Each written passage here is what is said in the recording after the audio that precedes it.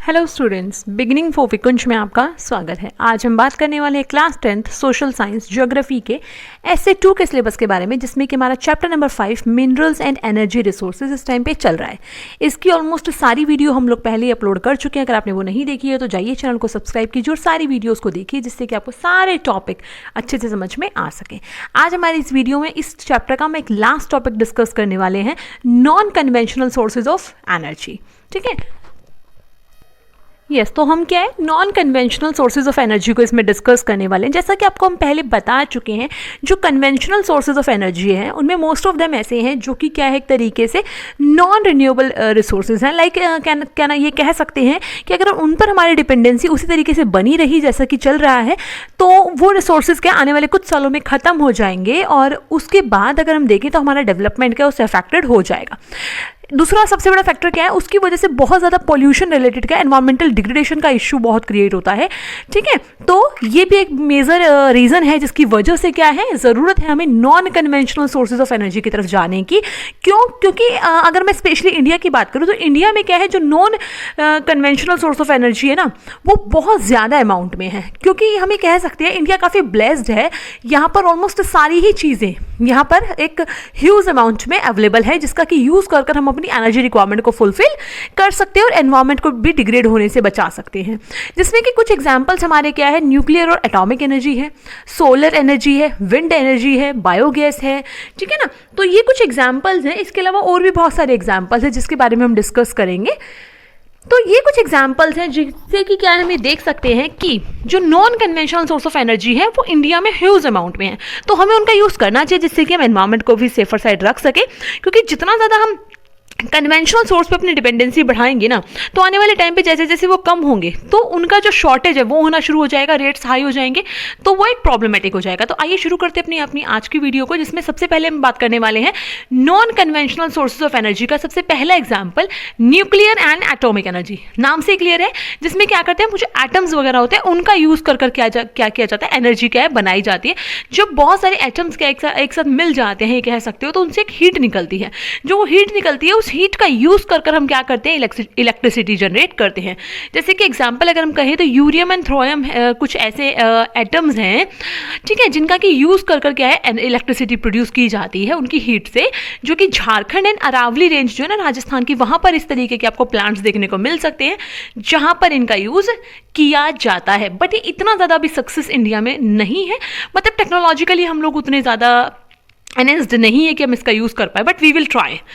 इसके अलावा मेन्जाइट सैंड है केरला में, वो भी क्या है, थोरियम वहाँ पे उस सैंड में बहुत ज़्यादा है, तो उसका भी यूज़ कर क्या इलेक्ट्रिसिटी जनरेट की जा सकती है बेसिकली, और की भी जाती है, और ये भी एक गुड सोर्स ऑफ एनर्जी है हमारे लिए। ओके, तो basically nuclear and atomic energy क्या है, एक तरीके से बहुत अच्छा एग्जांपल है non conventional source of energy का, जिसका कि यूज़ कर हम अपनी डिपेंडेंसी लाइक कोल है, पेट्रोलियम है, उस पर थोड़ी सी कम कर सकते हैं। ओके, नेक्स्ट है हमारा सोलर एनर्जी। ठीक है, तो सोलर एनर्जी की बात करें तो इंडिया क्या है, एक ट्रॉपिकल कंट्री है। यहाँ पर क्या है, कितना हाई टेम्परेचर भी है और बहुत ज़्यादा लो टेम्परेचर भी है। अगर मैं हाई टेम्परेचर की बात करूँ तो इंडिया में कुछ ऐसे प्लेसेस हैं लाइक राजस्थान में, जहाँ पर अगर मैं टेम्परेचर की बात करूँ तो अराउंड वो 48 से 50 डिग्री सेल्सियस तक टेम्परेचर चला जाता है। दैट मीन्स बहुत ज़्यादा हीट है, तो हमें उस हीट का यूज़ करना चाहिए ना। देख रहे हो, मैंने एक छोटा सा रफ लेआउट बनाया है। ठीक है, तो इस तरीके से सोलर पैनल्स लगाए जाते हैं जिसके ऊपर जो सन रेज है वो डायरेक्टली गिरती है, जिससे क्या है, इलेक्ट्रिसिटी प्रोड्यूस की जाती है। ठीक है ना, इसको फोटोवोल्टिक टेक्नोलॉजी कहते हैं, जिसमें जो सन रेज होती है, सूरज की किरणों का यूज़ कर डायरेक्टली इलेक्ट्रिसिटी प्रोड्यूस की जाती है। ओके, तो ये एक मेथड है जिसका कि यूज़ कर हम इलेक्ट्रिसिटी प्रोड्यूस कर सकते हैं, और ये जो मेथड है basically rural and remote areas में काफ़ी ज़्यादा पॉपुलर है, और कई जगहों पर इस तरीके का जो मेथड है उसका यूज़ किया जा रहा है। जैसा कि मुझे पता है कि हाँ, हरियाणा में क्या है, बल्कि एक पॉलिसी भी है, अगर आप चाहें तो आप इस तरीके से क्या है, सोलर पैनल अपने छत पे या फिर किसी भी प्लेस पे लगवा सकते हो, तो उसका काफ़ी ज़्यादा जो खर्चा है वो गवर्नमेंट खुद पे करती है, जिससे कि लोग ज़्यादा से ज़्यादा लगवाएं। ये गवर्नमेंट का एक बहुत अच्छा और बहुत बड़ा इनिशिएटिव है इस तरफ लोगों का ध्यान लेकर जाने के लिए, बट उसके लिए कुछ टर्म एंड कंडीशन है, आपको अपना इलेक्ट्रिसिटी कनेक्शन कहते हैं कि छोड़ना पड़ता है, तो अदर रीजन्स ओके डिपेंड करते हैं। तो बट बट फिर भी क्या है, आज के टाइम पे काफ़ी ज़्यादा अवेयरनेस बढ़ी है और लोग सोलर एनर्जी का यूज़ करते हैं। और हर जगह पर क्या है, आप अगर दिल्ली में देखें तो जो स्ट्रीट लाइट्स होती हैं वो इस तरीके की होती हैं जिसमें कि सोलर एनर्जी का यूज़ किया जाता है। इसने क्या किया है, एक तरीके से जो रूरल एरियाज़ हैं, जो गांव में जो घर है, वहाँ पर फायरवुड और जो डंग केक्स है ना, काउ डंग केक्स वगैरह, उनका जो कैटल डंग्स हैं उनका यूज़ कम किया है। ठीक है, जैसे जैसे आप लकड़ियों को जलाओगे फॉरेस्ट एरिया कम हो जाएगा, मैंने पहले ही बताया था। ठीक है ना, जो कैटल डंग है उसको जलाओगे तो मैन्योर पे इम्पैक्ट आता है। तो ये एक बहुत बड़ा सोर्स है एनर्जी का जो काफ़ी हेल्पफुल है इन चीज़ों को बचाने के लिए। इसके अलावा एक और चीज़ क्या है, हमारे पास इतने ह्यूज अमाउंट में सनलाइट है तो हम क्या कर सकते हैं, एनवायरमेंटल कंजर्वेशन में भी ये बहुत इंपॉर्टेंट रोल प्ले करता है, क्योंकि इससे कोई भी एनवायरमेंटल डिग्रेडेशन नहीं होता। तो ये क्या है, एक तरीके से बहुत अच्छा सोर्स है। इससे क्या होता है, एक तरीके से जो मैन्योर बच जाता है उसको एग्रीकल्चर के काम में यूज़ किया जाता है।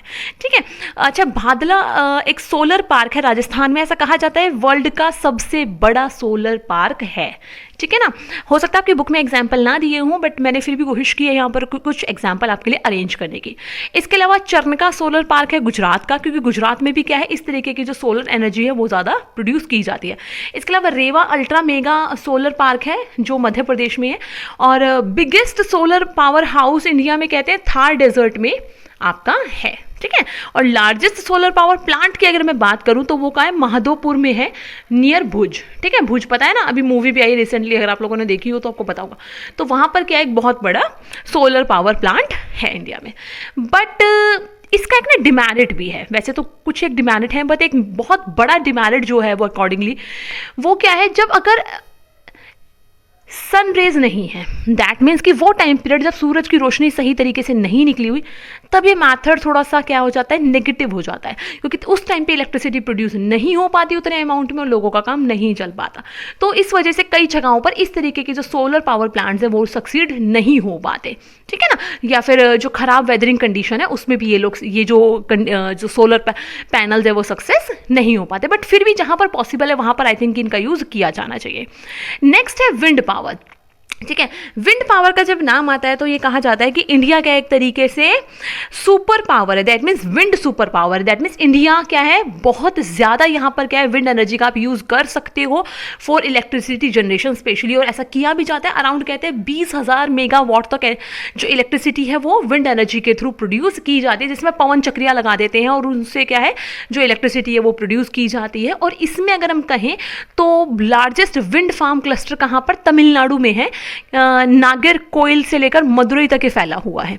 इसके अलावा क्या है, गुजरात एक बहुत बड़ा प्लेस कह सकते हो या जाना जाता है विंड एनर्जी के थ्रू इलेक्ट्रिसिटी प्रोड्यूस करने में। उसके अलावा आंध्र प्रदेश है, कर्नाटका है, केरला है, लक्षद्वीप है, और यस जैसलमेर भी बहुत ज़्यादा इंपॉर्टेंट है राजस्थान का, जहाँ पर इस तरीके से विंड एनर्जी के थ्रू इलेक्ट्रिसिटी प्रोड्यूस की जाती है। ठीक है, तो ये भी कह सकते हो कि विंड का भी यूज़ कर हम क्या कर सकते हैं, इलेक्ट्रिसिटी प्रोड्यूस कर सकते हैं। ये भी एक बहुत अच्छा सोर्स ऑफ एनर्जी हमारे लिए है। नेक्स्ट है हमारा बायोगैस। ये तो आई थिंक कि बहुत से लोगों ने सुना भी होगा। बायोगैस में क्या करते हैं, शर्ब्स होते हैं, एनिमल वेस्ट है, प्लांट वेस्ट है, फार्म वेस्ट है, ह्यूमन वेस्ट है, इन सब का यूज़ कर क्या किया जाता है, जो एक तरीके से रूरल एरियाज़ है उन वहाँ पर क्या करते हैं, इसको एक बड़े से वेसल्स होते हैं एक तरीके से, उसमें इकट्ठा किया जाता है, जिसमें कि हाई हीट प्रोड्यूस होती है, जिसकी वजह से क्या है इलेक्ट्रिसिटी प्रोड्यूस करने में भी इसका यूज़ किया जाता है और एज अ मैन्योर भी इसका यूज़ किया जाता है। ठीक है ना, तो गाँव में जब इससे कैटल डंक से जो इस तरीके से बनाया जाता है तो उसको गोबर गैस प्लांट के नाम से भी इसको जाना जाता है। और इसको सेटअप करने की बात करें तो ये म्यूनिसिपल, कोऑपरेटिव और इंडिविजुअल लेवल पे भी ये सेटअप किए जाते हैं। तो बेसिकली अगर हम कहें तो ये उन सारी चीज़ों से बनाया जाता है, बायोगैस प्लांट उन सारी चीज़ों से लगाया जाता है जो कि हम लोगों के लिए वेस्ट है। और वेस्ट का अगर हम का यूज़ कर रहे हैं तो बेस्ट आउट ऑफ वेस्ट हो गया ना एक तरीके से। तो ये एक बहुत अच्छा तरीका है जिससे क्या कर सकते हैं, हम एनर्जी प्रोड्यूस कर सकते हैं। इसके ट्विन बेनिफिट्स है, प्रोवाइड एनर्जी प्रोवाइड करता है, मीथेन गैस इससे रिलीज होती है तो उसका डायरेक्ट घरों में क्या है यूज़ किया जाता है एज अ, जैसे हम अपने घरों में यूज़ करते हैं ना गैस जलाने के लिए, तो वैसे ये भी मीथेन गैस का भी यूज़ किया जाता है, घरों में सप्लाई की जाती है, जिससे कि डोमेस्टिक पर्पज से इसको यूज़ किया जाता है। नेक्स्ट है, इससे क्या होती है, इंप्रूव होती है मेन्योर की क्वालिटी, है ना। जितना ज़्यादा अच्छा मेन्योर मिलेगा ये सारी चीज़ों को मिलाकर, तो उतना ही ज़्यादा एग्रीकल्चर में इससे हेल्प हो जाती है। नेक्स्ट बहुत इंपॉर्टेंट चीज़ एक और क्या है, ये ट्री का लॉस होने से, prevent the loss of trees, that means पेड़ों को कटने से रोकता है। जितना ज़्यादा हम बायोगैस वगैरह के यूज़ करेंगे तो पेड़ों पर हमारी डिपेंडेंसी कम होगी, लकड़ियों को कम जलाएंगे, ठीक है। तो इस तरीके से क्या है, ये कुछ एग्जाम्पल्स थे non conventional source of energy के, जिनका कि यूज़ कर हम क्या कर सकते हैं, अपने एनवायरनमेंट को पोल्यूटेड होने से बचा सकते हैं और आने वाले टाइम पे अपनी एनर्जी रिक्वायरमेंट फुलफिल कर सकते हैं। और भी इसके कुछ एग्जाम्पल है जो कि हम अभी डिस्कस करेंगे, तो आइए उनके बारे में देखते हैं। तो अब हम बात करते हैं अपने अदर एग्जाम्पल्स की, जो कि है non conventional source of energy की। नेक्स्ट वन है हमारा टाइडल एनर्जी एंड देन है जियोथर्मल एनर्जी, ठीक है। पहले हम बात करते हैं टाइडल एनर्जी की। तो टाइडल एनर्जी में अगर हम देखें तो मैंने एक छोटा सा फिगर बना के थोड़ा सा एलेबोरेट करने की कोशिश की है, तो प्लीज इस पर थोड़ा सा ध्यान देना जब मैं आपको बताऊं। तो पहली बात, अब टाइडल एनर्जी में क्या किया जाता है, तो ओशियनिक जो टाइड्स होती है ना, मतलब जो बड़े बड़े समुद्रों में, महासागरों में जो लहरें उठती है ना बहुत तेज, उनका यूज किया जाता है इलेक्ट्रिसिटी प्रोड्यूस करने के लिए। अब कैसे किया जाता है, इसमें क्या किया जाता है, जैसे आपको पता होगा कि जो गल्फ होता है ना, दैट मीन्स कि एकदम से बड़े समुद्र के पास में एक छोटा सा नैरो पॉइंट बन जाता है, और देन अगेन एक बड़ा सा एरिया होता है जहां पे पानी क्या है स्टोर कर लिया जाता है, लेकिन एक जो नैरो एरिया वहां पे गेट लगा दिया जाता है, ठीक है। जब हाई टाइड समुद्र में आती है तो वो क्या करते हैं, गेट को ओपन करते हैं, वेव्स अंदर जाती है, टरबाइन को चलाती है, और टरबाइन से क्या है, एक तरीके से इलेक्ट्रिसिटी प्रोड्यूस करने के लिए करंट मिलता है, ठीक है ना। तो वो पानी अंदर जाकर ट्रैप हो जाता है। देन फिर क्या है, कुछ टाइम के बाद उस पानी को क्या है, जब जो वेव्स हैं वो शांत हो जाती हैं, तब उनको क्या एक तरीके से दोबारा से पानी को बाहर छोड़ते हैं। दोबारा से पानी जब हाई स्पीड में आता है, अगेन टरबाइंस को घुमाता है, और अगेन क्या है, इलेक्ट्रिसिटी जनरेट करने के लिए उसका यूज किया जाता है। तो बेसिकली क्या है, इस तरीके से क्या है, इनका क्या है, जो टाइड्स समुद्र में उठती हैं, आपको पता है ड्यू टू जो अर्थ का ग्रेविटेशनल है उसकी वजह से, तो उनका यूज किया जाता है इलेक्ट्रिसिटी प्रोड्यूस करने के लिए। अभी कहाँ कहाँ पे ऐसा है, एक तो गल्फ ऑफ खंबात की जो खाड़ी है ना, जो कि आपका कहाँ पे है, गुजरात और जो बॉम्बे का जो नॉर्दर्न वाला हिस्सा है ना, वहां पे दीव वाला है ना, दीव, दमन एंड दीव नाम सुना, तो दीव का जो पॉइंट है वहां पे है। नेक्स्ट है गल्फ ऑफ कच्छ, जो कि गुजरात में है। एंड नेक्स्ट है आपका गैंगेटिक डेल्टा वाला एरिया, सुंदरबन वेस्ट बंगाल में, जहां पे क्या इस तरीके से क्या है, जो टाइडल एनर्जी है उससे इलेक्ट्रिसिटी जनरेट करने का काम किया जाता है। ओके, अब हम बात करते हैं जियोथर्मल एनर्जी की। जियोथर्मल एनर्जी में अगर हम बात करें तो जियो दैट मीन्स आपको पता है हमारी अर्थ के लिए हम बात करें तो जो हमारी अर्थ है उसका जो इंटरनल पार्ट है ना, उसमें बहुत ज्यादा हीट है। हमारी जो अर्थ है उसके आउटर जो पार्ट है, लाइक में 3 पार्ट में डिवाइड होती है अर्थ। हमारी क्रस्ट है, मेंटल और कोर।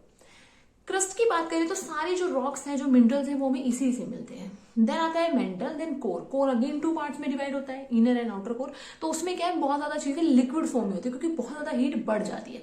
तो जो अंदर की हीट है ना, ठीक है, उसका यूज किया जाता है इलेक्ट्रिसिटी जनरेट करने के लिए, जिसको हम बोलते हैं जियोथर्मल एनर्जी। ठीक है, इसमें क्या किया जाता है, जो हाई हीट होती है ना, हाई टेम्परेचर जो बढ़ता है ना, जितनी ज्यादा डेप्थ में जाते हैं उतना, उसका यूज किया जाता है। चट्टाने क्या एक तरीके से उसकी वजह से गर्म हो जाती है, मतलब जो लैंड का जो सरफेस एरिया है वो गर्म हो जाता है, उसका यूज किया जाता है एक तरीके से। गर्म होती जो उस सरफेस पे पानी होता है वो ऑटोमेटिकली गर्म हो जाता है, ठीक है ना। तो उस पानी की गर्म होती है, उससे भाप निकलने लग जाती है, स्टीम निकलती है। उस स्टीम को यूज किया जाता है टरबाइन्स को रोटेट करने के लिए, और उन टरबाइन को रोटेट करने से क्या है, इलेक्ट्रिसिटी जनरेट होती है। ठीक है, तो ये एक छोटा सा तरीका है जिससे ऐसा किया जाता है। इंडिया में क्या है, बहुत सारे ऐसे गर्म पानी के कह सकते हो प्लेसेस हैं जहां पे जो पानी है वो बहुत ज्यादा गर्म होता है। ऐसे ही 2 एक्सपेरिमेंटल प्रोजेक्ट इंडिया में लगाए गए थे, जहां पे क्या है, जो जियोथर्मल एनर्जी है उसका यूज किया गया है। ऐसा कहां पे किया गया, पार्वती वैली है मणिकर्णिका के पास हिमाचल प्रदेश में। नेक्स्ट है पुगा वैली लद्दाख में। तो वहां पे क्या है, ऐसे ही 2 एक्सपेरिमेंटल प्रोजेक्ट लगाए गए थे, जिससे कि जियोथर्मल एनर्जी के थ्रू क्या है, वहां पे इलेक्ट्रिसिटी प्रोड्यूस की जाती है। अच्छा, जो पार्वती वैली है मणिकर्णिका के पास, इसका हमने भी सुना है कि कहा जाता है इतना गर्म पानी होता है कि इसमें अगर चावल डालो ना तो उबलकर बिल्कुल पककर कुछ ही सेकंड्स में बाहर आ जाते हैं। ठीक है, तो मतलब दैट मीन्स कि इतनी जल्दी इसमें चावल पक जाता है। तो सोचिए कि कितना ज्यादा टेम्परेचर होता है। तो उसी का यूज कर क्या है, जो से स्टीम निकलती है, जो इलेक्ट्रिसिटी है वो प्रोड्यूस की जाती है। तो अब हमने बात की कि non conventional source of energy के बारे में। कन्वेंशनल भी हम पढ़ चुके हैं, तो ओवरऑल हम समझ चुके हैं कि क्या क्या सोर्स ऑफ एनर्जी हमारे पास है। अब इन सब में पढ़ने के बाद हम एक चीज कंक्लूजन पे पहुंच सकते हैं कि हमारे पास जो एनर्जी रिसोर्सेज है वो बहुत कम है। लेकिन अगर हम बात करें डेवलपमेंट की, इकोनॉमिक डेवलपमेंट की, तो उसकी बेसिक रिक्वायरमेंट क्या है? एनर्जी है। आज के टाइम पे अगर हमें डेवलपमेंट करना है किसी भी तरीके से अपना इकोनॉमिकल डेवलपमेंट, तो बिना एनर्जी के वो फुलफिल नहीं हो सकता। नेशनल इकोनॉमी के हर एक सेक्टर के लिए आज के टाइम पे जो एनर्जी है वो जरूरी है, चाहे वो एग्रीकल्चर हो, इंडस्ट्री हो, ट्रांसपोर्ट हो, कमर्शियल एंड डोमेस्टिक नीड्स हो, हर जगह पे हमें एनर्जी की नीड होती है, ठीक है ना, किसी भी चीज को चलाने के लिए, है ना। तो किसी भी चीज के लिए हमें क्या है? एनर्जी जरूरी है।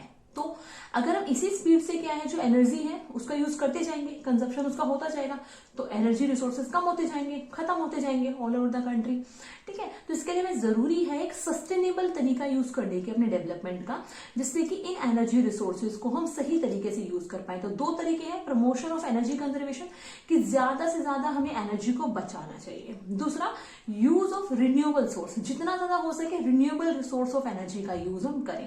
दैट मीन्स हम अपनी जो डिपेंडेंसी है वो कोल एंड पेट्रोलियम पे कम करके विंड पे, जियो थर्मल पे, टाइडल पे, है ना, सोलर पे, इन पर लेकर आए। इनका हम यूज करें इलेक्ट्रिसिटी प्रोड्यूस करने के लिए, electricity that means sorry energy produce करने के लिए, नॉट ओनली इलेक्ट्रिसिटी, ठीक है ना।